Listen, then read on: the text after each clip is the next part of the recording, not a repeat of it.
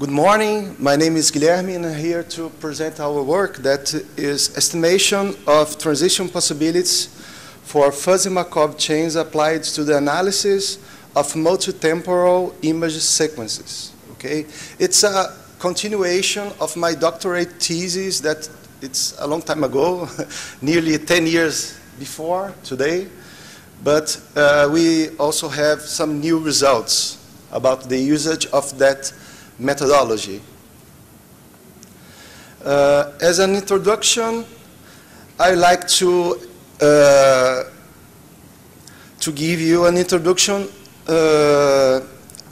about the difference between monotemporal classification. What we mean here, we have a classifier that is able to produce a crispy vector which indicates the classification of that of one object, one segment in a given time. Here we have the time, upper left corner, we have here 2012. Okay? In order to classify this object, we, in a monotemporal approach, we will get have some attributes gathered also in 2012. Okay? The multitemporal approach has a different, it's based on some different ideas. We also have the same classification of the same time. Okay? We use the information that comes from 2012, but we also use some information that come from a former time, okay? And so, if we consider the group, the most the richness of our attribute set here, we can understand why this approach can lead to better results. And our method is basically described on this slide, and we have here a conventional monotemporal approach, but which produce some membership values, some about a membership that will form a membership vector, and that information that comes from the later time, what we call here T plus K, is fused with some information that comes from the past, from a former time. And so we have here, we'll indicate the former time with the letter T, okay? And in order to be able to take advantage of this information that comes from the past, we will need to use some temporal transformation that is able to update that information to transform it to the time T plus K. And both beta and alpha are combined, and we produce another membership vector, and the decision is based on that membership vector. What we see here, the crisp vector with the classification. And that transformation here is based on a background of fuzzy Markov chains, okay? Once again, that's figure, but I just want to show you very fast that we have some formulas that give us that possibility, okay? We have a mathematical background based on some works that came before. And that is the same formula, but here we have in a matrix notation, okay? And what about the fuzzy Markov chains? Well, here we have a fuzzy Markov chain, an example for a time interval of delta t, okay? And we have here the nodes indicates the classes, and the edges indicates the possible transition that can occur in that specific time interval. And we have another, we can get another fuzzy Markov chain, also for the interval of delta t. And if we combine them, we can bring about another fuzzy Markov chain, where we see here some links that were not there in the previous ones, because here in the interval of 2 delta t, it's possible coming from this class to this class, okay? And that approach has a mathematical counterpart that is based in fuzzy transition matrix multiplication. That combination, it's analogous to that fuzzy transition matrix multiplication.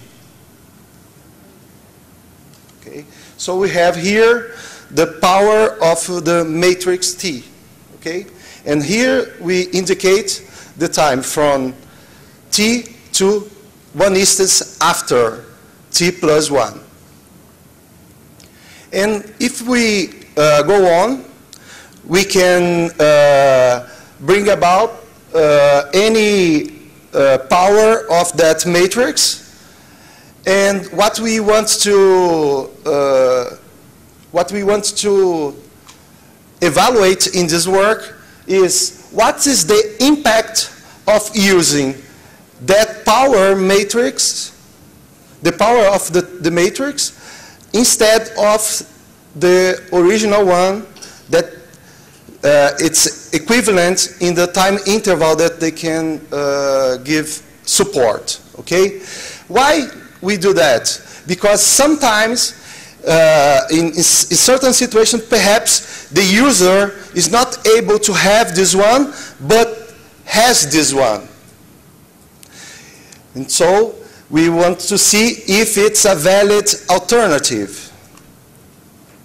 In our experiments, we used an area in the state of Paraná, here in Brazil. We used that area, which chose that area because in 1989, something like that, we had that area here, which is part of our target site. Here, it's changed to turn out to be a national park. So there become lots of changes and big dynamics in that area. We use some image of acquired by the satellite Landsat 5. They are composites using that band, and the acquired dates were, the acquisition dates were 1989, 84, 94, 99. We have 5 instances with 5 different images with an interval between each pair of 5 years. And here we have the classes in the legend, okay? So in our experiments, we made a comparison between T and the power of T, okay? Varying the value of K. And as a T norm and S norm, we used respectively product and maximum. As evaluation metrics, we used the kappa index. And as a monotemporal classifier, we used a fuzzy version of Bhattacharya distance. And the training was performed by a genetic algorithm. And so here we have the shape of both fuzzy Markov chains. Here we see that lowercase taus, which together form that big tau matrix. And here, the matrix for an interval of k, okay? And here, interval of one instance. And as results, we have here, as a benchmark, we used the monotemporal approach, the pure Batashaya distance here in blue, and the orangish bars represent the result of the monotemporal approach for the interval of t to one instance of time after. And we used here some different, the transition matrix. The first transition matrix were acquired in different time intervals. And so we have here from 2009 to 2004, beginning with 2004, etc. And here we have the different results. This one, which got the best result, was specifically trained for that interval here. And that one, which had the biggest result, the biggest classification quality, also, and so on. Changing the interval, now we can compare the power of the transition matrix and the transition matrix for the interval of 2. The orangish represents this one, while the greenish represents that one. And so we have here also the monotemporal line here to have a comparison. And here we got a result that overcame the monotemporal approach. And here we also have the biggest kappa index, since they were specifically trained for that time, okay? The other ones allowed some results better than the monotemporal approach, but that one was superior. And here we also have the results for the power matrix, okay? That also are superior to the monotemporal approach. And so on. And here for the power of 3, okay? Here we got the best result. We don't have so much time. And here for power of 4.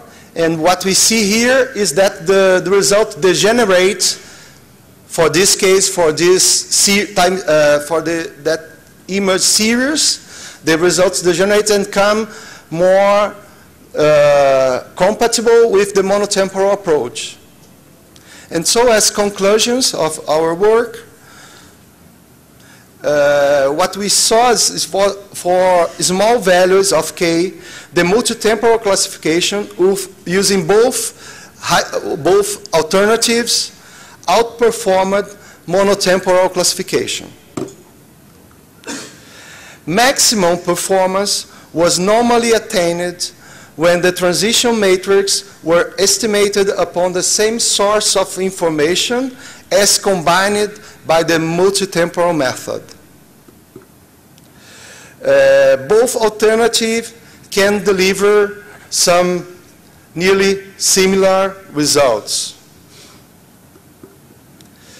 The proposed approach had something like a good generalization stability. And the results, unfortunately, degenerated as far key value has increased, okay? And so,